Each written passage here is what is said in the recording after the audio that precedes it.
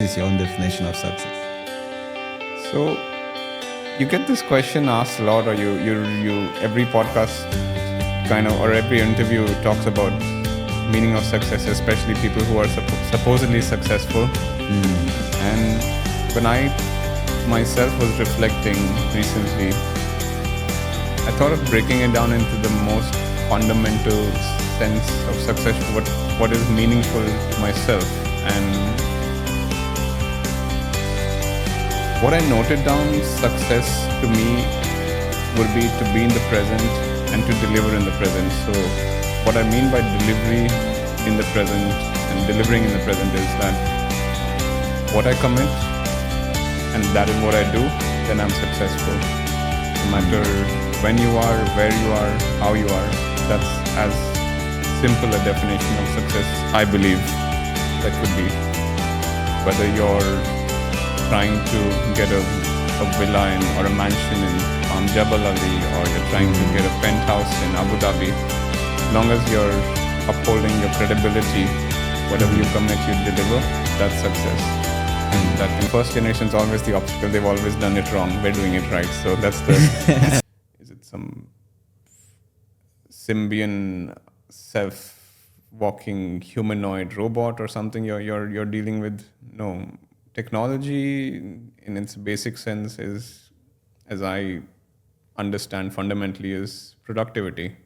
If you find ways to be productive, do more in less time, that's technology. As simple as that. And everyone has their own specific journey, finding their specific knowledge. And with their specific knowledge, there are their own specific ways to improve their productivity. So yes, definitely look at AI. It's another revolution or an industry at an industrial scale happening. But also stick with the basics and see what your current surroundings, professionally, personally, how you can do more in less time. This is interesting. Like when you were talking about technology and doing more in less time, I think this is the first, like you're the first person that I've heard this definition of technology. Like, and I think this is so effective because when you look at technology, it's just coming to amplify what we are doing. Like, it's just coming to help us do what we are doing better. Yeah. So I mean, yeah, I remember one of your speeches. You talked about the story in the Bible, how there are three people and one of them gets 3 or 10 times the gold coins in about a year. So that's the story of the talents. Yeah, the talents. Yes, exactly. And yeah, that's fundamentally, even my business speaking, it's a 20-year-old dinosaur of a startup where we're using very minimal technology. I mean, we're still looking into CRMs and ERPs where it should have been done a long time ago, because for our own reasons. But other ways, it could be something else for someone else in their way of developing their productivity. But technology actually helps you to become more productive. Yeah, that's why it's one of the most valued industries. If you look at the tech businesses, they're helping other people. One way of I read another book. It's called, I think it was Built to Sell or something. But one way of getting wealthy is to serve more people. Just not do more, serve more people. Serve more people. Yeah, that's why digital marketing is such a big thing. Your marketing machine is working overnight when you're sleeping, when you're on vacation. You're spreading more awareness. Why e-commerce is such a big thing. You're serving more people while not physically being present there as a person. So that's the technology. That's serving more and doing more in less time. That's where you can become a leader. That is interesting. Do you think there are still businesses today that don't need technology? Like, does the traditional way of doing business still helpful?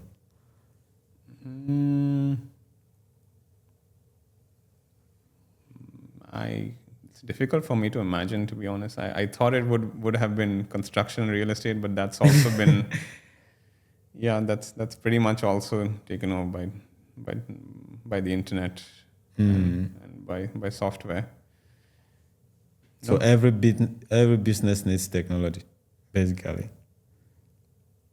I mean, that's the kind of space I'm in currently. Maybe for someone else, they can think of an industry that's That independent of technology. I mean, even medical is getting very technical with biotechnology. Even insurances, of course. You have insurancemarket.ae. So Now let's talk a little bit about finance, because I know that's something you're really passionate about. And how do you approach financial planning in your personal life, in your business? um, for me, finance is, again, it's very personal. I've done my own bit of reading to learn and develop more. So there are 2-3 aspects to it. You want to first build a pyramid, I feel, out of finance. You want your foundation to be strong, your foundation to be wide. Maybe it could be fixed deposits, bonds. Maybe it could be investment into a steady real estate or so. Then you want to take a little more risk, where it could be equity, or even before taking direct risk in equity, it could be mutual funds, it could be ETFs, exchange traded funds, where you're following and tracking the indexes of markets rather than going into one single company or following the top 50 or top 100 or top 500 companies as an average. That's where you would set yourself, and that's pretty very much who I am and where I've been for a long time. Someone who tracks the indexes. It's a safe bet. It's a philosophy called the boggleheads, where you're looking to invest in a passive way without spending too much of your mind space into your investments, without looking at your investments every other day. You want to spend your time focusing on yourself rather than your investments. Your investments should be working for you without your attention. So I find ETFs or index funds to be one of the best ways. Something I was introduced from my brother. And then there are more speculative and sophisticated ways. Not an expert in those, of course, but like blockchain, bitcoins have been buzzing these days with the new Trump administration. Of course. You don't know what the price of Bitcoin might be tomorrow. It could be it's breached $100,000. But unless I understand what moves the market in Bitcoin, where the Bitcoin's actually used as a currency, I personally have kept outside. But a lot of experts are saying this is the time to invest, and if you have the risk appetite, by all means, You should do something. Yeah. I love what you said. You said we should invest, but so that we can focus on ourselves. Like, because you said you invest and you don't focus on investment, you focus on yourself. Like, that's something you do, because maybe my risk appetite is not too high. So when I'm investing, I want to make sure, like, I want to focus on my investment. Yes. I mean, if you see any investment out there, if you make a pie chart out of it, like Ray Dalio has something called the all-weather portfolio.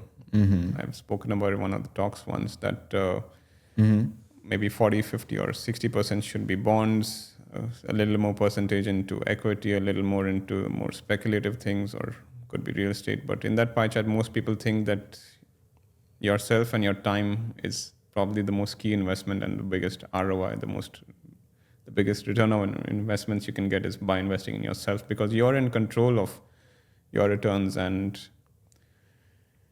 the way to do it is learn more, talk to more people, read more, and you'll be on your way to big heights. Take more risks, of course, make a little more commitments. So I think there's nothing better than to spend time on yourself and developing yourself, helping other people. So the way you invest in yourself is learn more, talk to people like same industry, maybe higher than you. Of course, reach higher always. Me and my wife sometimes talk about the philosophy of a social climber. It's always frowned upon to be called a social climber, but I'm personally very fascinated by this phenomenon called as a social climber, and I kind of read a few articles about how to be a social climber, what these creatures are. Is it something to be a gold digger, or is it something more? That is interesting. Yeah. Now you talk like we should always when you talk about being social, do you have mentors that have inspired you, and can you just give us how you relate with them? So my mentorship happens by the people I meet and the people I serve, basically, because everyone you're serving has a different personality, a different taste. When you get accustomed to that taste is when you're able to know the pulse of your customer, is when you've been mentored well. So it's as simple as that. It's how I was raised by my father when I got into the business. He said the first thing, he didn't say it explicitly, but the way he treated me was that I'm not your boss. Go out there and the customer is your boss. So those guys are your mentors. I can't teach you anything. You've come here with a master's degree, with an MBA, and I've just built a business out of sales. So So your mentors are actually the people you serve, like your clients. yes, and my wife. So you learn a lot from your wife and your clients. Yeah, I mean, it's said that men are from Mars, women from Venus. So Martians can learn a lot from, what are they called? Venetians? Yeah. So how do you let's talk a little bit about risks when it comes to investing. Risk. Because let's talk Okay. about risks. Like how do you take on bigger risks, maybe in your business or in your personal life? How do I take on more risk? Yeah. See, I'm a guy who doesn't jump the gun too much. I would like to think that. Who doesn't take. Sometimes I take the leap, but like when I started off, it was at a small pace. Got a trade license in Russell Khema at a minimum budget. Put my own savings into it. And then when a year later you get momentum, you find your method, your pipeline, then is the time to scale up and invest more. That's from a business perspective. Same from any investment perspective. When you're smaller investments as a minimum viable product start producing results, that's when you can take more risk, take more opportunities, take more chances, and that's probably the best way. If you have a big sense of something ringing in your head, like say for this little thing, it's the Remarkable tab. It's pretty popular in Dubai these days. This was an investment for me about 7 years ago. It costed similar range as an iPad, but it had 1/10 the functionality. And say iPad can be your portable computer, but this one is just purely for reading and writing. This was a big risky investment for me, and I had written it off. Like the logical person in me had said, "Are you crazy? You don't have that kind of money to spend on something so useless." Then, I mean, it's a true story. 3:00 in the night, I wake up and I just couldn't get it out of my head, and I just had to pull the trigger, take the leap, and get one of these devices. And it has turned me somewhat into a early adopter, technology-wise. So whenever I go around with this Remarkable, they're fascinated. It's a topic of discussion. But more than that, it's got me into reading and writing. It's brought me a lot of clarity in life. And whatever they say, their motto is better thinking. It holds up you're paying a lot for it, but you're paying for something that's true to its very bone. So that's different ways of looking at risk. And I hope that Yeah. sounds That is interesting. that is really interesting. And some people may look at risks like maybe going beyond themselves, unlike starting maybe from the base or something like that, which I think is also interesting.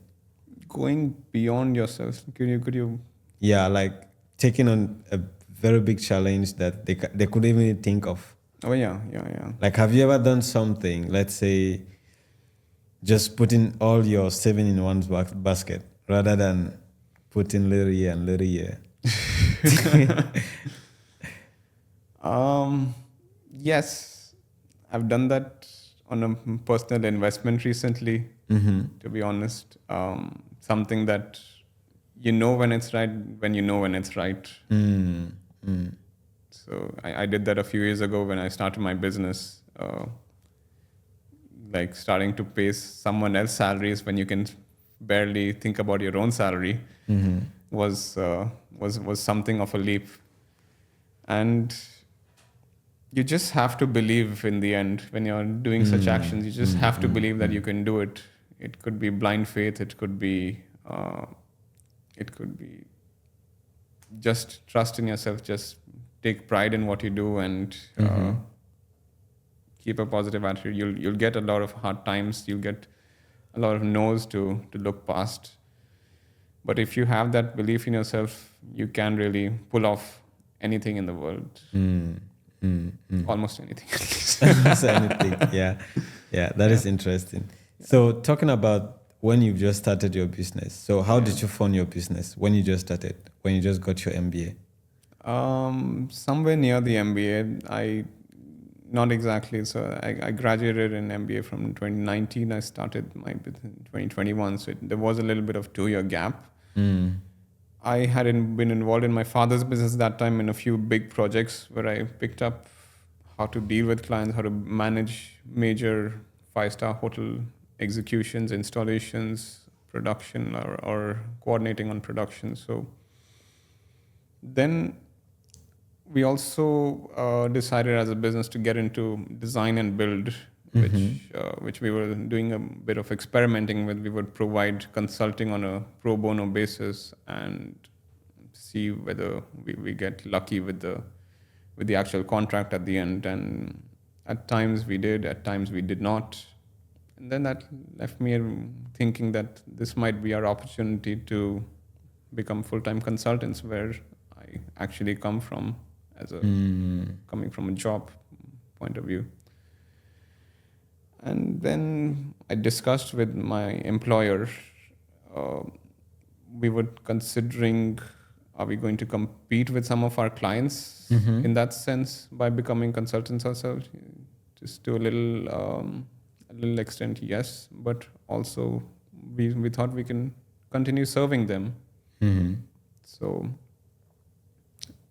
it's serving directly and indirectly, basically. So I stepped up, pitched myself as a consultant, saying to myself, I am a lighting designer, and one day you become a lighting designer. I still told myself, I am an entrepreneur, and one day you become an entrepreneur. It's an affirmation process. You talk to yourself, you affirm yourself. And how frequent were you doing that? Were you doing the affirmation to yourself? I mean, I'm the last person to actually believe in these things till I actually try it out. It would be whenever, wherever. It's how much energy you have, as long as you can do it. Do it. That's how much you're hypnotizing yourself. Better your hypnotist, faster you realize your goals, basically. The luckier you get. So at the beginning, people came up with me, can you design my hotel? And I said, yes, sure. And I had no idea in the world how to do this. And then I would give them a design. They would say, no, this, these changes, these comments, this is wrong. Can you do this again? Can you do that again? Can you do the whole thing again? And I would say, yes, I'm still a consultant. I'm still a lighting consultant, lighting designer. And yes, I'm happy to serve you. So That is interesting. That is really interesting. And how do you plan? Like, how do you approach goal setting in the business? goal setting. So how do I approach it is you have to talk to yourself a lot to approach goal setting. First of all, you have to have an internal dialogue with yourself. That what are you currently doing? Where do you, like people ask you, where do you see yourself 5 years from now? Ask yourself, where do you see yourself 5 years from now? That's the approach if you want to really see it. But my planning per se, that I just, maybe what I do is I just put a big number in front of me that I want to achieve that number. Or I want to get that house. But fundamentally, whatever goal I set, the goalposts always tend to shift. We're all human. And what matters is what I mentioned in the beginning, the definition of success, what you commit and what you deliver. That's success. Yeah. Doesn't matter how you plan it or and that is really interesting, because I think every goal that we set for ourselves, and if the goalpost shift, it means like we're making progress. Like you're making progress, but also you're drifting in your progress a little bit. Sometimes it's good, sometimes it's not so good. But as long as you're content about it, you're happy about shifting, it's all up to you whether that's really what you want, or do you want to stick to your goals. Because when it comes to financial independence, it depends how much your burn rate is as compared to your income rate. If your burn rate keeps going up, then you'll never be happy. And if you really want your lifestyle to move up, then your burn rate is going to move up. And it's completely up to you whether your burn rate or your goalpost do want to shift or not. It's what you're passionate about, whether you want to stay in a studio apartment or a penthouse, or somewhere in the middle. So each one's got their own spectrum to speculate on. That is interesting. I think this podcast is getting really interesting. I think I enjoyed it. Yeah. I think we are going to do another one sometime in the future. But before you leave, I just want you to give maybe one advice to someone watching you. Like, if you were to give one advice to to a startup in Dubai, what could that advice be? Someone just getting into business right now, and they need your advice. My advice just would be, first of all, what I started with, and I'll repeat it again: what you commit and what you deliver, that's success. My other advice, I mean, if I have to give something new apart from that, is there are two kinds of happiness out there. This I'm borrowing from Naval Ravikant, one of my other favorite authors, that happiness is a default state. It's your inner peace of mind, no matter what you're going through. Whether you're starting a business, whether you're in a job, whether you're in a difficult profession, happiness is something that you develop as a skill for yourself. So that's what matters at the end. That is really interesting. Yeah. And I just want to say thank you again for coming to the show, and hopefully we are going to do another podcast again. Yeah, because hopefully we can do a reverse podcast, because someone who's starting a podcast definitely has a lot to talk about as well. So oh, really? I'd love to hear from you as well. Yeah, we can do something. So yeah, thank you so much. And I think this will be the end of our podcast. And to all those who are viewing, thank you so much for watching. And if you're interested in contents like this, then you should definitely like and subscribe to the channel for more contents like this. Like, share, and subscribe. Thank you so much. Thank you. Oh, interesting.